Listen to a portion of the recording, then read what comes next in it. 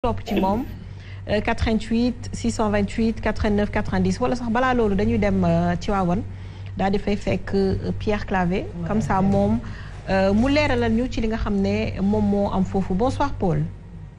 voilà Safia Diatta ñu ngi leen di nuyu ñu nekk ci plateau bi ak téléspectateur Sen TV ñu ngi fii ci hôpital Abdou Aziz Sy Dabakh bu Tivaouane fii nag jéye bu mag moo fi am di lakk-lakk bu metti ci service pédiatrie bi nga xamante ne moo nekk ci hôpital bi au deuxième étage. ñu ngi wax ne bilan provisoire fukki xale ak benn maanaam 11 bébés yoo xamante ne ay nourrissons ñàkk nañ seen bakkan bilan provisoire la nag ndaxte xale ya fa nekkoon nee nañu takku nañu lool ndax xam ngeen maternité fii ci Sénégal ak pédiatrie service pédiatrique nu mu mel day bëri ay gone lakk bu metti vers 20h30 21h jamono ji sax may wax yow taskatu xibaar yi ak maire dëkk bi di Diop Sy président Macky Sall sax jot na cee tweeté wax fukki ak benn xale ay bébé yu ñàkk seen bakkan waaye daal ñu jàpp ne bilan bi c'est provisoire ndax kenn ku fekkee mbir yi amu àndoon ak malade xamal nañu ne daal dafa nekkoon ci ay gone bëri na lool moo tax sax waa direction hôpital bi daal ñu xaw a prudent tuuti ci bilan boobulee jàpp ne daal fukk ak benn la waaye daal mën nañ jàpp ne ëpp na loolu mu nag xibaar bu naqari nit ñaa ngi ci biti borom njaboot yi borom doom yi ñenn ñaa ngi jooy fii ci buntu bi ser hôpital bi nag nit ñaa ngi commencé waa Tivaouane ñu ngi commencé ñëw ndànk-ndànk te wane daal situation bu metti di lakk-lakk bu metti ba nga xamante ne lu tolloog fukki xale ak benn ñàkk nañ seen bakkan. merci beaucoup donc dégg ngeen li xew foofu ci Tivaouane te incendie yu mel nii c'est pas la première fois muy am Sénégal amoon na hôpital Magatte Lô Linguère ñu perdre ci je pense 4 nouveau-nés amoon na fii amaat fii amati fii ci foo xam ne amaana sécurité ba fa la war a gën a ëppee muy salle bu nga xam ne ay liir ñoo fa nekk néonatologie fan la ñuy amee sécurité. fan la ñuy amee sécurité sénégalais yi fan la ñuy amee sécurité nga am doom jël ko ñu téel la ko cab saal guddi jot ñu woole ne la sa doom day wax dëgg yàlla. lakk yóbbu na ko. lan moo ko waral comme niñ ko waxee léegi xamaguñu ko te lim bi aussi mën na fa yam yàlla na fa yam mais mën na faa bañ a yam parce que xale ya nekkoon ci biir saal ba ëpp nañu 11. dafa laaj ay jàngat xam nga ñu ngi jóge ci ay tawat yu bari tombé ci bii tawat encore bu beesaat tàq lépp luy dox ci àddina dafa waa laaj jàmbat parce que ñun la yàlla daf ñu sàkk bàyyi ñu ak àddina bi waaw su fekkee ni dañuy jaaxle ci àddina bi nga xam ne ñun la ko yàlla dénk alors c'est pas la peine autant qu'on démissionne de la vie ñu bàyyi dund lii dañ koy mettitlu dañ koy vraiment dañuy ñaan yàlla mu yem fii mais il faut ñu def ay jàngat ci système yi nga xam ne moom la ñuy mettre en place pour assurer les sécurités expérience bu ñëw rek lu mu metti nanu seet li nga xam ne moom lañ ciy jële ba améliorer conditions de sécurité yi benn sécurité nekkul sécurité parce que comparé ak beneen sécurité dafa nekk sécurité parce que projet la li ci nekk ak li muy aar ak ni ñu ko articuler pour que mu mën a aar loolu ak niveau de performance bi mu mën a jot su fekkee ni dem nañu ba mu faillir à un moment donné dañ ko war a évaluer seet li nga xam ni moom moo ci yàqu ñu indiwaat ko moi je ne vous suis pas dans fan la ñuy amee sécurité il va y avoir d'autres problèmes encore nous en avons eu beaucoup dans la vie mais tey la ñu war a gën a góorgóorlu ci lépp li nga xam moo ñu wër parce que société bi ñu tëdd nii tey daf ci bari ay bànqaas yi nga xam ni mënuñu ko maîtriser forcément parce que dañu nekk ci phase de transition phase de appropriation bu jeexagul société bi ñu nekkoon avant ñun déjà en tant qu'Africain bari na ci lu fa amul pourquoi parce que société bu amul woon xiif la société bu amul woon chômage société pourtant bu amul woon yenn dérives yi da nga ko doon compter pourquoi parce que système bi dafa complet woon ci ku nekk li ngay def sur le plan économique ba soo lekkee nga xam ne yow mii sax njàmbaar moo tax nga lekk ku nekk li ngay def sur le plan social ba lépp lu la tegu ci yow ñu xam fu ñu koy jaaralee ngénte ak leneen ñu xam nu muy jaare mais nit ki ci boppam société bi daf ko jëloon au départ di ko defar ñu dugg ci benn étape bi nga xam ni tey dañu perte loolu parce que lii ñuy xëccu ak fi ñuy comparer dafa matul parce que du sunu bos lépp mu ngi mel ni mbubb yi ñu sol yaa ngi sol dàllu tubaab sol mbubu style africain bu évolué tissu bi nga xam ne ainsi de suite donc dafa am li nga xam ni ba léegi day matadi loolu nag course la boo gisee société yu révolutionnaire yi di jëlaat di téye seen ay tradition duñ ko kase boo demee Chine téye seen ay tradition duñ ko kase dañ koy topp soo leen buggee contaminé ci yeneen affaire tubaab affaire suuf ñu bañ téye nit ñi fi nga xam ni fa la ñu nekkee chinois wala ñu nekk fa leneen c'est parce que loolu moo la soog ñun nag dañu accélérer on va avoir beaucoup de problèmes comme on en a eu mais il faudrait que ñu comprendre ni mënatuñu téye processus bi donc il faut ñu farlu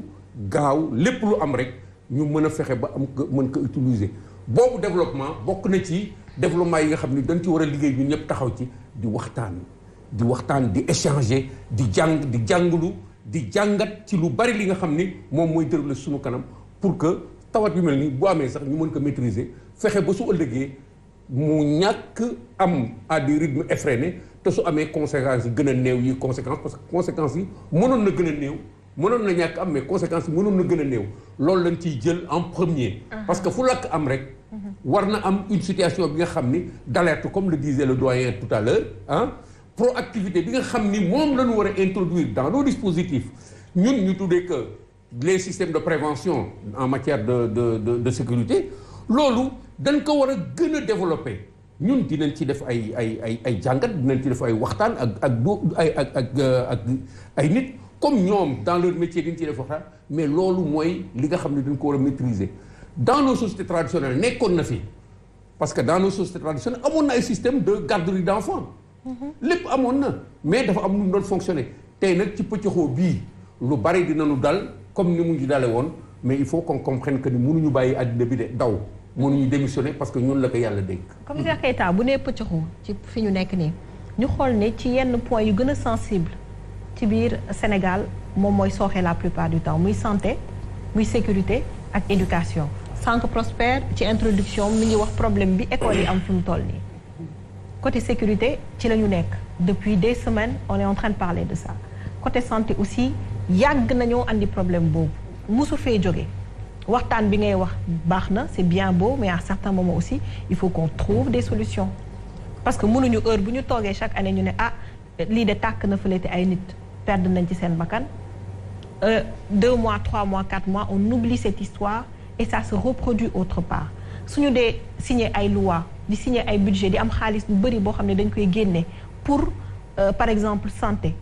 ñun dañuy jàpp ne xaalis boobu dina dugg foo xam ne lu ñu soxla le minimum sax dinañ ko am c'est-à-dire nga nekk hôpital nekk sa lit d'hôpital au moins nga am sécurité lu mu ndaw surtout ay xale parce que yenn saa nga dem hôpital coton sax doo ko am da nga koy obligé ki nga ànd ak yow mu génn hôpital bi dem jëli ko ci yoo xam ne peut-être waroon na am ci hôpital bi nga nekk muy exemple bu ndaw mu banal boo xam ne sénégalais dañ koy dund tout le temps Sophie. En fait Sophie man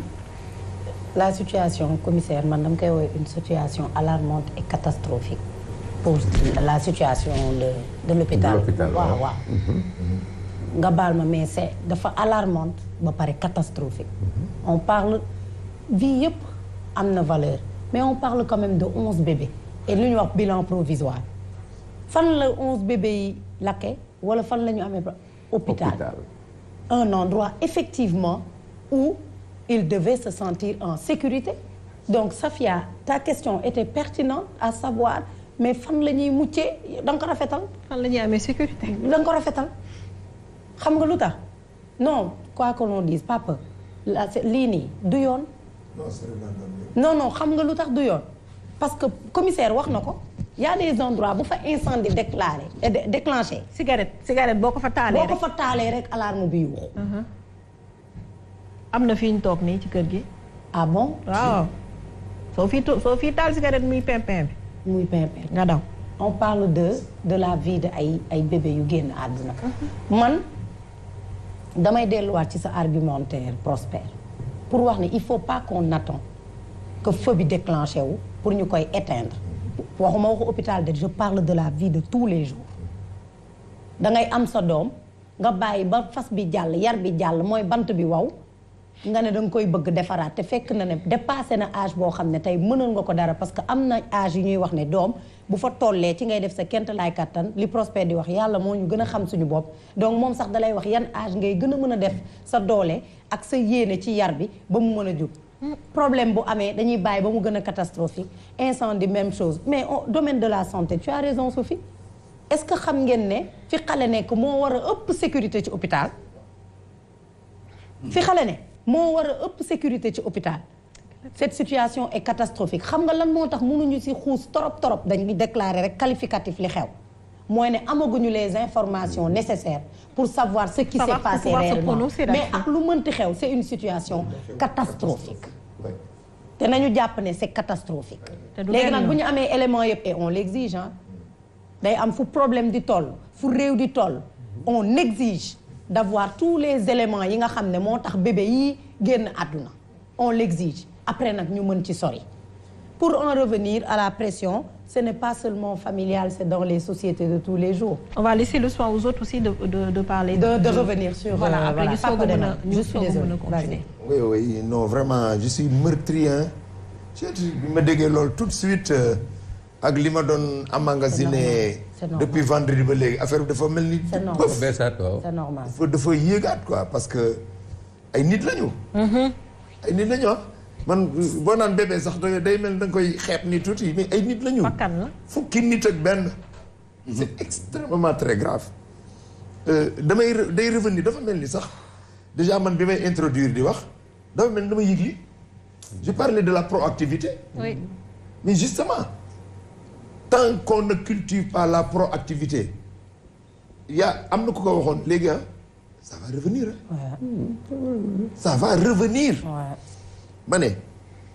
dans la sécurité il y a ce qu'on appelle l'arbre des causes le grand problème moom mooy loolu lañ dul étudier yaa ngi romb fii fil baa ngi nii mën nga fakkastalu ci fil bi boo fakkastaloo ci fil bi da ngay dal ci chaise bi boo dalee ci chaise bi sa gémmiñ moo ciy dal bu ci dalee bëñ bi dafay damm c'est ça l'arbre des causes donc la première chose à faire c'est quoi c'est que avant ngay fakkastalu fële dafa amoon benn goutte d'huile bu taanu fii goutte d'huile bi lan moo ko fendi dafa amoon benn bouteille bu ñu tegoon benn waay fël ko donc bouteille bu ñu teg en huile dañ ko war a tëj li ñu topp l'arbre des causes est-ce que am na au niveau de l'hôpital alors que foofu la war a ëppee est-ce que am na ay simulation c'est-à-dire créé nañ seen hôpital créé nañ secteur néonatal justement est-ce que simulation oui c'est bon quoi est-ce que chaque mois est-ce que chaque an est-ce que chaque 6 mois war nañu def ay simulation vérifier seen bu tàkk système de amoon fii fu ñuy jaar est-ce que lii warul tàkk tey est-ce que suba warul tàkk qu'est-ce qu'on fait est-ce que am na ay agents permanents qui gèrent cette sécurité là est-ce que am nañ ay plans d'opération interne POI mais tout ça merci Sophie de dire qu'on l'exige non on exige que qu'on éclaire ça fukki nit ak benn la ça fait une semaine xamuñu lan lañ doon xeex lan lañ doon jooy sama baat bi lan moo ko rey benn nit ça c'est fukki nit ak benn non c'est extraordinaire vous me parliez tout à l'heure de psychologue trouvez-en moi un hein ndeysaan papa bu loolu waay oui c'est vrai c'est vrai parce que léeg-léeg affaire man daf may dépasser daf ma je me dis mais tey li xew nii non waruñu ko woon sax annoncé ci plateau bi léegi fii xam nga lan ni ñuy def Sénégal constat baf benn affaire ñëw na gars yi ñëw constater après on en parle 2-3 jours on oublie jeex na on ne fait que constater mais réactivité non loolu moom moo ñu manqué culture boobu il faut ñu indi ko ñu defaat ces formations là waaye dafa am ñoo xam ne ñii tout à l'heure am na koy wax bant boo xam ne bi wow na ba pare ñun suñu classe gi c'est fini hein ñoom classe Sophie yi non c'est fini hein wallaay alors retournons à la base ñan la ñu gis ne ñooñu c'est pas encore fini ñu commencer ci ñoom ñu leen di éduquer l'éducation civique c'est incroyable mais il faut faire revenir ça ci anam yu sell ci anam yu rafet xale yi comprendre ce que c'est que la vie mais lii metti na ñun au niveau dañ daan def ay formation tey soo demee ci tali bi soo doon traversé nga gis benn Mercedes muy ñëw nga gis benn oto camion citerne carburant muy ñëw. nga war a daw jëm ci benn xam nga lan laa lay conseillé demal ci bi yor carburant parce que moo gën a wóor xam nga la leen di jàngal la conduite défensive soo mbëkkee yaa tooñ suñu la mbëkkee yaa tooñ c'est extraordinaire dañ daan jël ay di leen former dans la conduite défensive ay chauffeurs yoo xam ne dañ leen 30 ans 40 ans de carrière ñu am ay clés yu ñu la jox yoo xam ne dafa mel ni tey ngay door a am permis parce que dañuy yóbbu ay produits dangereux parce que dañuy yor loo xam ne lii suñ taxawoon ci tali bu tàkkee mën nañu yóbbu 100 personnes. wallaay. c'est pourquoi ñu leen di def ces formations là mais yooyu est-ce que am na dans nos hôpitaux te booy seet sécurité fi mu am dëgg-dëgg xam nga fan la les lieux privés société privée yi rek ñoom ngay dem foo xam ne fii dañu war a assurer sécurité bi ñoo la passage culté bi ñëpp di ko respecté jaar ci passage culté bi parce que ku jaarul ci passage culté bi dañ lay dàq. ñu ne PO yi les kii comment ça s'appelle EPI ah les équipements de protection individuelle ku ko solul dañ lay dàq ñëpp dañuy sol casque dañuy takk ceinture dañuy takk harnais dañuy sol chaussures de sécurité mais qu'est-ce qui nous empêche de cultiver ça mais ci yeneen sociétés yi te yeneen sociétés yi ñu créé ay jéye yoo xam ne ces sociétés privées créé wuñ ko qu'est-ce qui nous empêche de créer ça dans ces hôpitaux là waay vous qui gérez la santé là s'il vous plaît mais quand même dimbale leen ñu tout récemment lii yàggul ce problème là de santé mais yàggul seen plateau bi suivre naa ko à la télé combien de fois on en a parlé yeneen plateau yëpp mais tey ñu annoncé ñu à nouveau non ça ne doit pas exister ça ne doit pas exister moi je suis vraiment désolé je suis meurtri. Je suis vraiment meurtri. merci jërëjëf Prosper. merci beaucoup madame Diallo. xam nga nag man dama toll ci Sénégal foo xam ne dara du ma fi bett. pourquoi. dommage. parce que rien n'est sérieux dans ce pays-là malheureusement. je suis désolé de le constater et de le dire comme ça souvent parce que li may wax mooy dama fi juddoo màgge fi yaroo fi tekki fi musuma génne Sénégal 3 mois lu ma am fi laa ko amee lu may ñàkk fi laa ko amee am fii doom. yaakaar fi ay sët yaakaar fi nekk maamaat bu ma sañoon kenn du ko gën parce que lii ñuy wax nii am na benn bu am toujours il y a tout juste je crois 6 ou 7 mois des bébés yu carbonisés ci benn crèche parce que à moins que mu nekk loo xam ne xëy na leeraluñ ko mais dama yaakaar ne du bombe quand je dis du bombe mooy feu dafa incendie dafa am lu muy déclaré woo fumée lay doon yaa ngi may dégg après mu nekk benn affaire bu ndaw ani extincteurs yi ani leneen ak leneen ani gardiens yi ani la sécurité est-ce que les normes sécuritaires même remplir nañ ko su fekkee ñu remplir nañ ko ñan ñoo ko war a saytu di def constamment descente dans tous les lieux yi nga xam ne nii il y a ça doit avoir un minimum de sécurité de normes de sécurité respectées man mënuma comprendre ñu nekk dans un état boo xam ne ou bien dans un pays boo xam ne